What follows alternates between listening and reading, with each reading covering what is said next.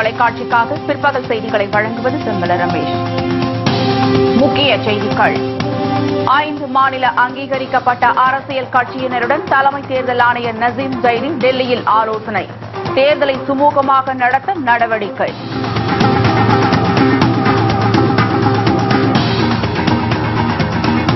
கோடிக்கணக்கான பணத்தை பதுக்கியதால் ஓ பன்னீர்செல்வம், நத்தம் விஸ்வநாதன் உள்ளிட்டோர் மீது நடவடிக்கையா?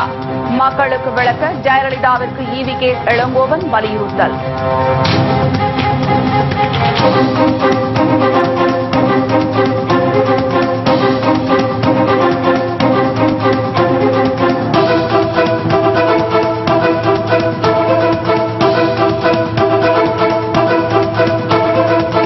கலாபவன் மணி மரணம் தொடர்பாக 10 பேர் கைது. போலீசார் தீவிர விசாரணை.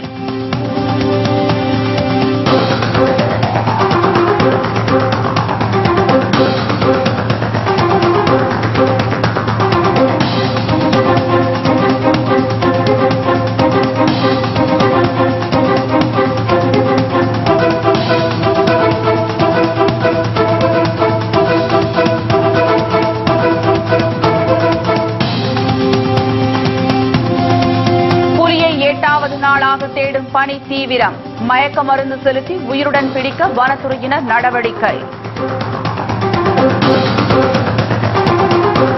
ரஷ்யாவில் பயணிகள் விமானம் தரையிறங்கும் போது வெடித்து சிதறி விபத்து. பயணம் செய்த 61 பேரும் உயிரிழந்த பரிதாபம்.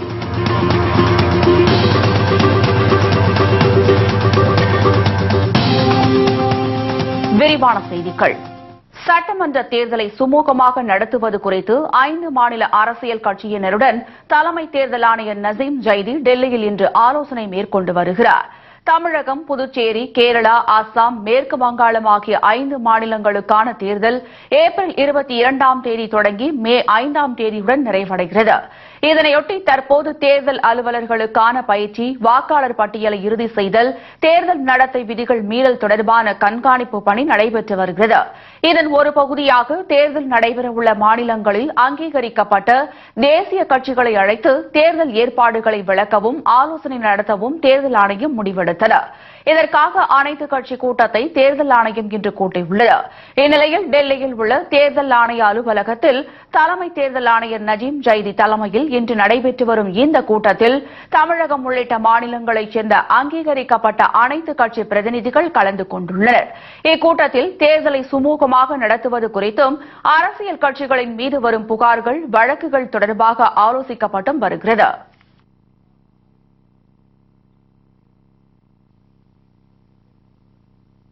என்எல்சி நிறுவனத்தின் பெயரை மாற்றும் முயற்சியை மத்திய அரசு கைவிட வேண்டும் என மதிமுக பொதுச் செயலாளர் வைகோ வலியுறுத்தியுள்ளார்.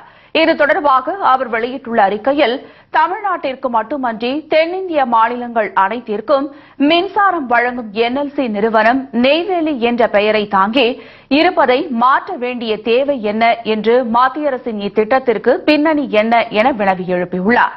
அரசின் இந்த முடிவிற்கு கண்டனம் தெரிவித்துள்ள வைகோ, அந்நிறுவனத்தின் பங்குதாரர்கள் என்ற வகையில் அங்கு பணியாற்றும் தொழிலாளர்கள், பொறியாளர்கள் மற்றும் அதிகாரிகளுக்கு என்எல்சி நிறுவனம் அனுப்பியுள்ள பெயரை மாற்றுவதற்கான வாக்குச்சீட்டில் எதிர்த்து வாக்களிக்க வேண்டும் என கேட்டுக் கொண்டுள்ளார். என்எல்சி நிறுவனத்தின் பெயரை மாற்றும் முயற்சியை கைவிடுவதுடன் அந்த நிறுவன பங்குகளை விற்பனை செய்யும் திட்டத்தையும் செயல்படுத்தக்கூடாது என வலியுறுத்தியுள்ளார்.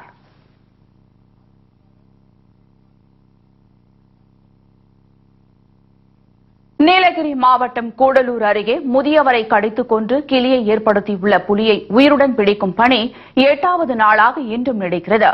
நீலகிரி மாவட்டம் கூடலூர் அடுத்துள்ள தேவர் சோலை ஒட்டிய பகுதியில் கடந்த சில நாட்களுக்கு முன்பு தேயிலை தோட்ட தொழிலாளி ஒருவரை புலி தாக்கிக் கொன்றது. இதனால் கூண்டுகள் வைத்தும் கண்காணிப்பு கேமராக்களை பொருத்தியும் பரணி அமைத்தும் புலியை பிடிக்கும் பணியில் வனத்துறையினர் தீவிரமாக ஈடுபட்டுள்ளனர். இவர்களின் தேடுதல் வேட்டை 8வது நாளாக நீடிக்கிறது. புலியை பிடிப்பதில் தொடர்ந்து தாமதம் ஏற்பட்டு வருவதால் மோப்ப நாய் உதவியுடன் புலியை பிடிக்கும் பணியில் வனத்துறையினர் தீவிரமாக ஈடுபட்டுள்ளனர். இந்நிலையில் இங்குள்ள வுட் ஃபிரையர் எஸ்டேட்டில் புலியின் நடமாட்டத்தை பந்திப்பூரில் இருந்து வரவழைக்கப்பட்ட மோப்ப நாய் ராணா கண்டறிந்துள்ளது. இதனால் குந்தலாடி பகுதியை வனத்துறை வனத்துறையினர் சுற்றி வளைத்துள்ளனர். புலியை ஈர்க்கும் வகையில் பெண் புலியின் குரல் ஒலிபரப்பப்பட்டதாகவும் அதற்கு அந்த புலி பதில் அளித்துள்ளதால் புலியின் நடமாட்டம் உறுதியாகியுள்ளதாகவும் வனத்துறையினர் தெரிவித்துள்ளனர். புலியை மயக்க ஊசி போட்டு உயிருடன் பிடிக்கும் நிபுணர்களும் குந்தலாடி பகுதியில் உள்ள மரக்குடிலில் கண்காணிப்பு பணியில் ஈடுபட்டுள்ளனர். இதனால் விரைவில் புலி பிடிபடும் என வனத்துறையினர் நம்பிக்கை தெரிவித்துள்ளனர்.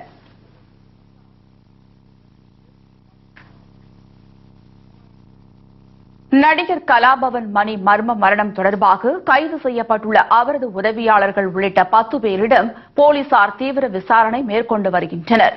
கலாபவன் மணியின் உடலில் குளோரோபைரிபோஸ் எனப்படும் பூச்சிக்கொல்லி மருந்து இருந்தது மருத்துவர்கள் நடத்திய பரிசோதனையில் நேற்று தெரிய வந்தது. இதனிடையே நடிகர் கலாபவன் மணியுடன் கடைசி நேரத்தில் இருந்த ஒரு நடிகர் உட்பட 10 பேரிடம் போலீசார் தீவிர விசாரணை நடத்தி வருகின்றனர். மது விருந்தின் போது நடந்தது என, மது விருந்தின் தடயங்கள் அழிக்கப்பட்டது ஏன் என்பன உள்ளிட்ட கோணங்களில் விசாரணை நடத்தப்பட்டு வருகிறது.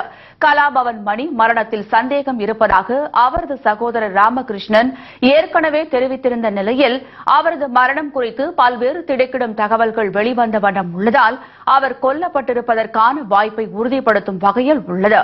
இதனிடையே கலாபவன் மணி மரணம் குறித்து உயர்மட்ட குழு அமைத்து விசாரிக்க உத்தரவிட தயார் என்று கேரள முதலமைச்சர் உம்மன் சாண்டி தெரிவித்துள்ளார்.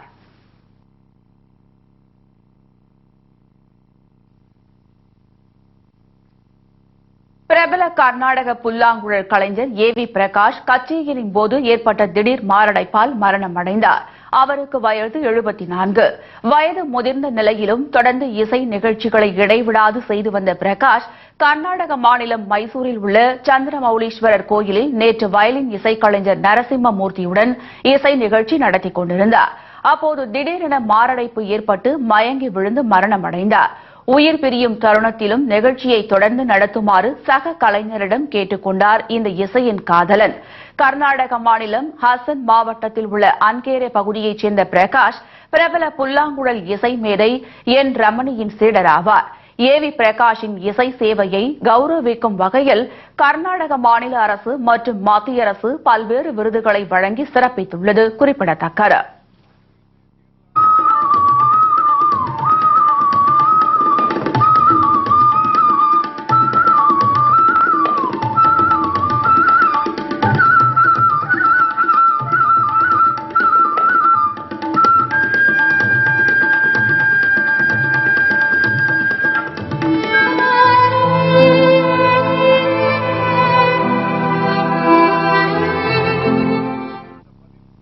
உடுமலையில் ஆணவ கொலை செய்யப்பட்ட சங்கரின் தந்தைக்கு கொலை மிரட்டல் கடிதம் வந்ததை தொடர்ந்து காவல்துறையினர் தீவிர விசாரணை நடத்தி வருகின்றனர். கலப்பு திருமணம் செய்த திருப்பூர் மாவட்டம் குமரலிங்கத்தைச் சேர்ந்த சங்கர் கடந்த 13ஆம் தேதி கூலிப்படையினரால் ஆணவ கொலை செய்யப்பட்டார். இதில் காயமடைந்த அவரது மனைவி கௌசல்யா கோவை அரசு மருத்துவமனையில் அனுமதிக்கப்பட்டு சிகிச்சை பெற்று வருகிறார்.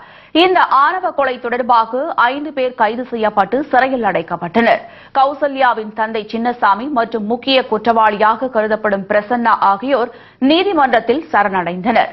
இந்த நிலையில் சங்கரின் தந்தை வேலுச்சாமியின் பெயரில் அவருடைய வீட்டிற்கு நேற்று ஒரு கடிதம் வந்தது.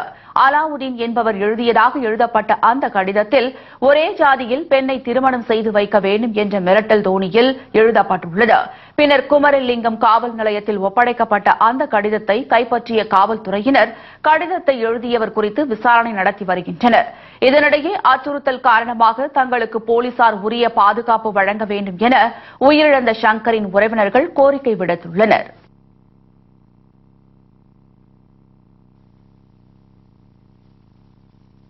ரஷ்யாவில் பயணிகள் விமானம் தரையிறங்கும் போது வெடித்து சிதறியதில் 61 பேர் பரிதாபமாக உயிரிழந்தனர். துபாயில் இருந்து 7 விமான ஊழியர்கள் உட்பட 62 பேருடன் புறப்பட்ட FZ-981 ரக போயிங் விமானம் தெற்கு ரஷ்யாவில் உள்ள ரோஸ்டாவ் ஆண்டான் விமான நிலையத்தில் இன்று அதிகாலை 4 மணி அளவில் தரையிறங்கும் போது எதிர்பாராத விதமாக கீழே விழுந்து வெடித்து சிதறியது. இந்த கோர விபத்தில் விமானத்தில் பயணம் செய்த 61 பேரும் பரிதாபமாக உயிரிழந்தனர். மோசமான வானிலை மற்றும் உரிய வெளிச்சம் இல்லாத காரணத்தால் விமானம் விபத்தில் சிக்கியதாக கூறப்படுகிறது. இந்த விமான விபத்து சாலையில் இருந்த சிசிடிவி கேமராவில் பதிவாகியுள்ளது. விமான விபத்திற்கான காரணம் குறித்து உயர்மட்ட விசாரணைக்கு உத்தரவிடப்பட்டுள்ளதாக ரஷ்ய விமான நிலைய ஆணையரகம் தெரிவித்துள்ளது. இந்த சம்பவத்தில் அந்த நாட்டில் பெரும் சோகத்தை ஏற்படுத்தியுள்ளது.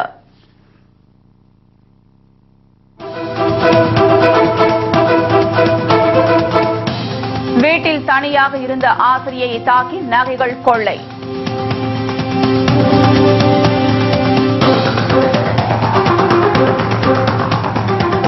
லாரி மீது சரக்கு வாகனம் மோதி விபத்து, 2 பேர் பலி.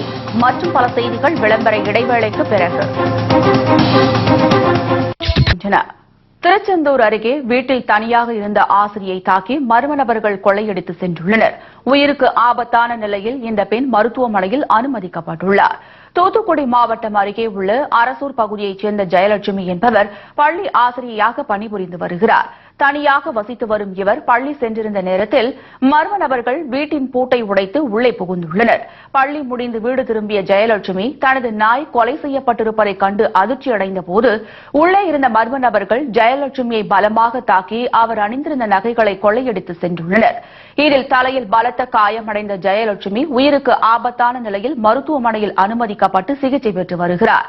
இதனிடையே கரூரில் காஞ்சனா என்பவரது வீட்டிலும் மர்ம நபர்கள் தங்கள் கைவரிசையை காட்டியுள்ளனர்.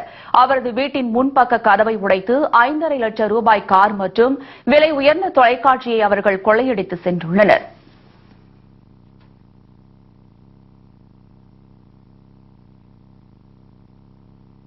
காஞ்சிபுரம் அருகே நின்று கொண்டிருந்த லாரி மீது சரக்கு வாகனம் மோதியதில் 2 பேர் உயிரிழந்த சம்பவம் பெரும் சோகத்தை ஏற்படுத்தியுள்ளது. காஞ்சிபுரம் மாவட்டம் மதுராந்தகம் அருகே மேல்மருவத்தூரில் சென்னை திருச்சி தேசிய நெடுஞ்சாலையில் லாரி ஒன்று நின்று கொண்டிருந்தது. அப்போது காஞ்சிபுரத்திலிருந்து அச்சிறுபாக்கம் வந்து கொண்டிருந்த மின்சரக்கு வாகனம் ஒன்று எதிர்பாராத விதமாக நிறுத்தி வைக்கப்பட்டிருந்த லாரியின் மீது பயங்கர சத்தத்துடன் மோதி விபத்துக்குள்ளானது. இதில் மினி சரக்கு வேன் ஓட்டுநர் சம்பவ இடத்திலேயே உயிரிழந்தார். மேலும் படுகாயத்துடன் மருத்துவமனைக்கு கொண்டு செல்லப்பட்ட 2 பேரில் இசக்கி முத்து என்பவரும் வழியிலேயே உயிரிழந்தார். விபத்து குறித்து மேல்மருவத்தூர் போலீசார் வழக்கு பதிவு செய்து விசாரணை மேற்கொண்டு வருகின்றனர்.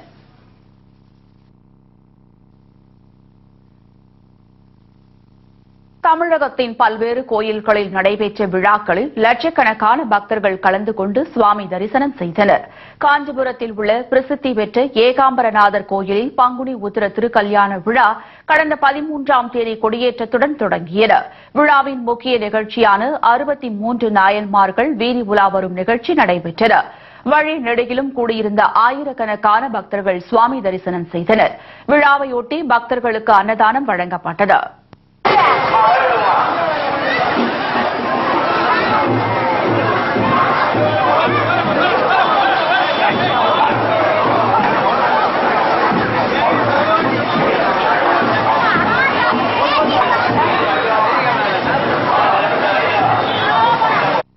இதேபோல் ஸ்ரீரங்கம் ரங்கநாதர் ஆலயத்தில் பங்குனி தேர் திருவிழா கடந்த 15ஆம் தேதி தொடங்கி நடைபெற்று வருகிறது. தேர் திருவிழாவின் 4வது நாளில் நம்பெருமாள் தங்க கருட வாகனத்தில் எழுந்தருளி பக்தர்களுக்கு காட்சியளித்தார். இதில் ஆயிரக்கணக்கான பக்தர்கள் கலந்து கொண்டு நம்பெருமாளை வழிபாடு செய்தனர்.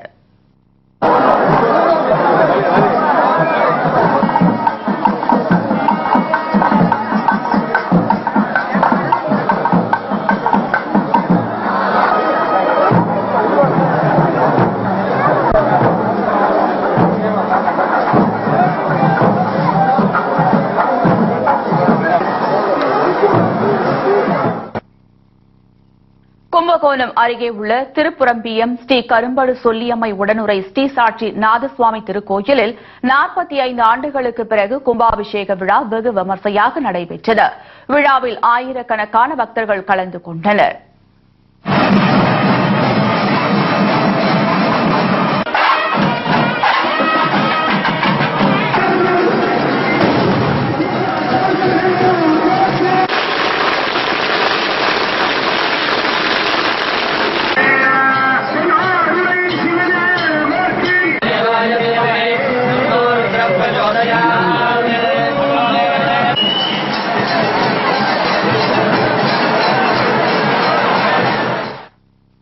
இதேபோன்று திருவண்ணாமலை மாவட்டம் போளூர் அடுத்த பொத்தரை கிராமத்தில் அமைந்துள்ள அருள்மிகு கங்கையம்மன் கோவிலில் கும்பாபிஷேக விழா விமர்சையாக நடைபெற்றது.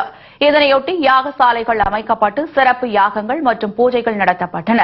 சென்னையை அடுத்த கோவிலம்பாக்கம் பகுதியில் உள்ள ஓம் ஸ்ரீ அருள்மிகு சிவா விஷ்ணு ஆலயத்தில் நடைபெற்ற கும்பாபிஷேக விழாவில் கோபுர கலசங்களுக்கு புனித நீர் ஊற்றப்பட்டது. விழாவில் ஏராளமானோர் கலந்து கொண்டு சுவாமி தரிசனம் செய்தனர். கிருஷ்ணகிரி அருகே உள்ள ஐகுந்தம் கொத்தப்ப பள்ளியில் அமைந்துள்ள அருள்மிகு முத்துமாரியம்மன் கோயில் கும்பாபிஷேக விழா 3 நாட்கள் விமர்சையாக நடைபெற்றது. விழாவையொட்டி பக்தர்களுக்கு அன்னதானம் வழங்கப்பட்டது.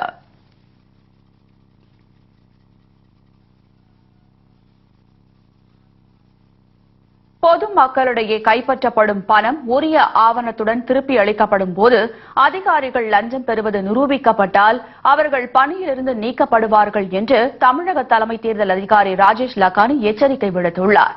சென்னையில் இன்று செய்தியாளர்களிடம் பேசிய அவர் தேர்தல் பறக்கும் படையினருக்கு ஜிபிஎஸ் சேவை வழங்கப்பட்டுள்ளதாக தெரிவித்தார்.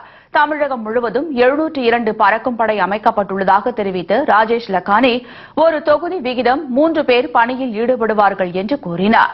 வியாபாரிகள் மற்றும் பொதுமக்களிடையே கைப்பற்றப்படும் பணம் உரிய ஆவணத்துடன் திருப்பி அளிக்கப்படும் போது அதிகாரிகள் லஞ்சம் பெறுவது நிரூபிக்கப்பட்டால் அவர்கள் பணியிலிருந்து நீக்கப்படுவார்கள் என்று எச்சரிக்கை விடுத்தார். 100% வாக்குப்பதிவிற்காக பேஸ்புக், ட்விட்டர் ஆகியவை மூலம் பொதுமக்களிடையே விழிப்புணர்வு ஏற்படுத்தப்பட்டு வருவதாக ராஜேஷ் லக்கானி தெரிவித்தார். மேலும் கட்சிகள் மற்றும் இயக்கங்களுக்கு பூத் ஸ்லிப் வழங்கலாமா என்பது குறித்து ஆலோசனை நடைபெற்று வருவதாகவும் அவர் கூறினார்.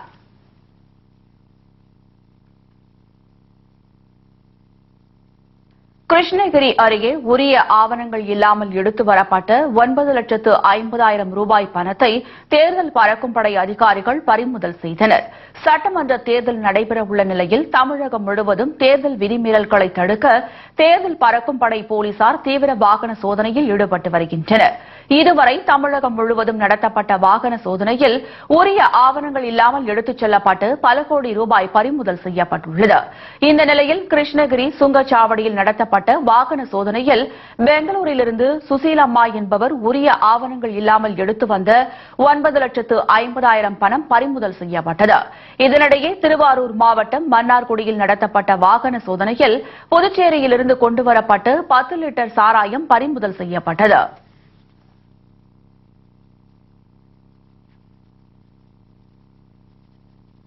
செங்கல்பட்டு அருகே கார் மீது அரசு பேருந்து மோதிய விபத்தில் 2 பேர் உடல் நசுங்கி உயிரிழந்தனர். மேலும் 4 பேர் உயிருக்கு ஆபத்தான நிலையில் மருத்துவமனையில் அனுமதிக்கப்பட்டுள்ளனர். செங்கோட்டையிலிருந்து சென்னை நோக்கி வந்த அரசு பேருந்து செங்கல்பட்டு தேசிய நெடுஞ்சாலையில் மேம்பாலம் மீது வந்து கொண்டிருந்தது. திடீரென பேருந்து நிலை தடுமாறி தடுப்பு சுவர் மீது மோதி எதிரே வந்த கார் மற்றும் மற்றொரு அரசு பேருந்தின் மீது மோதியது. இதில் காரில் பயணம் செய்த 2 பேர் சம்பவ இடத்திலேயே உடல் நசுங்கி பலியாகினர். மேலும் பேருந்தின் ஓட்டுநர், நடத்துனர் மற்றும் 2 பெண்கள் பலத்த காயமடைந்தனர். இந்த விபத்து காரணமாக அப்பகுதியில் 1 மணி நேரம் போக்குவரத்து பாதிக்கப்பட்டது.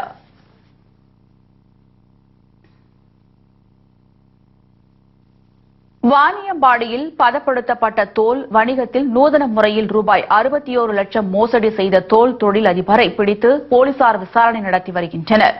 சென்னையைச் சேர்ந்த மக்புல் பாஷா என்பவரின் தோல் சப்ளை செய்வதாக கூறி வாணியம்பாடி பகுதியில் கிரசன்ட் லெதர் நடத்தி வரும் காகிர் ஹுசேன் என்பவர் 1.25 கோடி பணத்தை வாங்கி வங்கிக் கணக்கில் பெற்றுள்ளார்.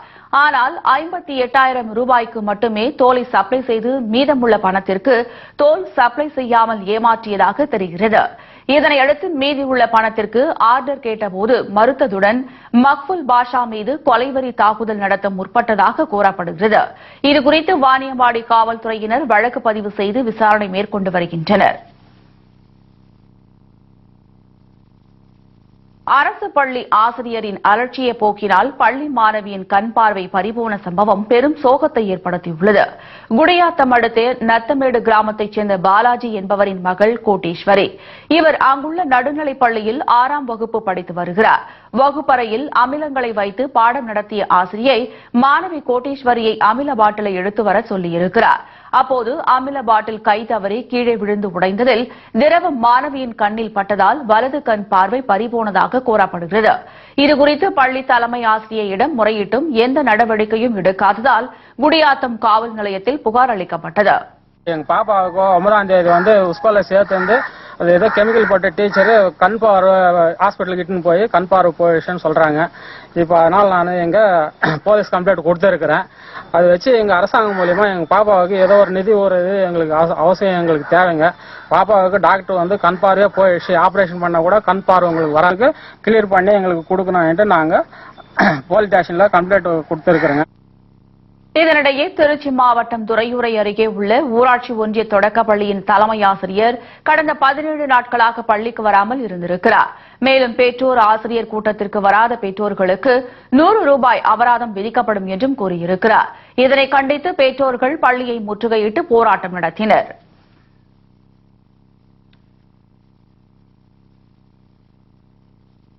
ஓ பன்னீர்செல்வம் உள்ளிட்ட தமிழக அமைச்சர்கள் வீட்டுக் காவலில் வைக்கப்பட்டுள்ளதாக வெளிவரும் தகவல் குறித்து ஜெயலலிதா தமிழக மக்களுக்கு விளக்கம் அளிக்க வேண்டும் என்று தமிழக காங்கிரஸ் கமிட்டி தலைவர் ஈவி.கே. இளங்கோவன் வலியுறுத்தியுள்ளார். சென்னை சத்தியமூர்த்தி பவனில் செய்தியாளர்களிடம் பேசிய அவர் இதனை தெரிவித்தார். ஓ பன்னீர்செல்வம், நத்தம் விஸ்வநாதன் உள்ளிட்ட 4 அமைச்சர்கள் மீது தமிழக அரசு எந்த காரணத்திற்காக நடவடிக்கை எடுத்துள்ளது என்று கேள்வி எழுப்பியுள்ள இளங்கோவன், ஜெயலலிதாவிற்கு வரவேண்டிய லஞ்ச பணத்தை ஓ பன்னீர்செல்வமும் நத்தம் விஸ்வநாதனும் பதுக்கிவிட்டதால் அவர்கள் மீது இந்த நடவடிக்கை எடுக்கப்பட்டுள்ளதா என்றும், போலீஸ் அதிகாரமற்ற முறையில் நடந்து கொள்வதற்கு சட்டத்தில் இடம் உள்ளதா என்பது பற்றியும் ஜெயலலிதா தமிழக மக்களுக்கு விளக்கம் அளிக்க வேண்டும் என்று இளங்கோவன் கேட்டுக் கொண்டார்.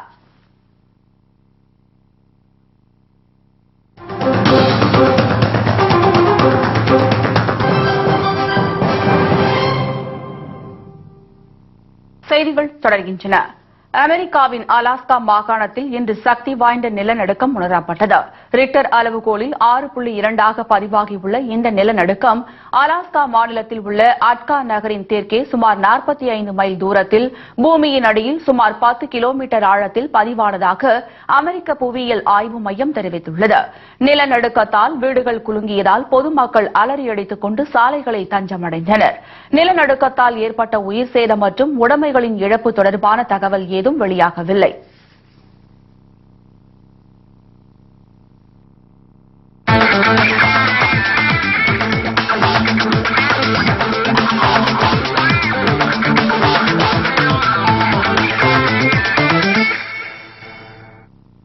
உலகம் முழுவதும் உள்ள கிரிக்கெட் ரசிகர்கள் ஆவலுடன் எதிர்பார்க்கும் இந்தியா பாகிஸ்தான் அணிகள் மோதும் 20 ஓவர் உலகக்கோப்பை கிரிக்கெட் போட்டி கொல்கத்தாவில் இன்று நடைபெற உள்ள நிலையில் அங்கு கனமழை பெய்து வருவதால் போட்டி நடைபெறுமா என்ற சந்தேகம் ஏற்பட்டுள்ளது.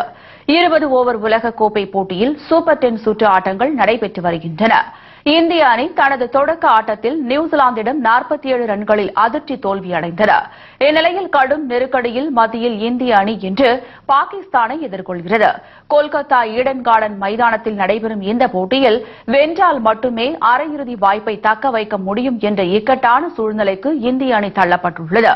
ஈடன் கார்டன் மைதானத்தில் இதற்கு முன்பு இவ்விரு அணிகளும் மோதிய 4 ஒருநாள் போட்டிகளில் ஒன்றில் கூட இந்தியாவிடம் பாகிஸ்தான் தோல்வியடைந்ததில்லை. எனவே இன்றைய போட்டியில் இந்தியா வென்று தோல்விக்கு முற்றுப்புள்ளி வைக்குமா என எதிர்பார்க்கப்படுகிறது. அதே சமயம் இந்திய அணி இதுவரை 50 ஓவர் உலகக்கோப்பை மற்றும் 20 ஓவர் உலகக்கோப்பை போட்டிகளில் பாகிஸ்தானிடம் தோல்வியடைந்தது இல்லை என்பதால் இன்றைய போட்டியிலும் வெற்றி பெறும் என்ற நம்பிக்கையுடன் ரசிகர்கள் உள்ளனர்.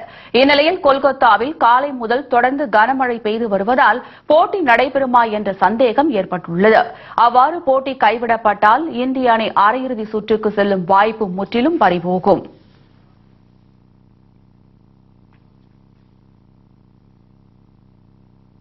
இத்துடன் செய்திகள் நிறைவடைகின்றன. மீண்டும் செய்திகள் மாலை 6 மணிக்கு.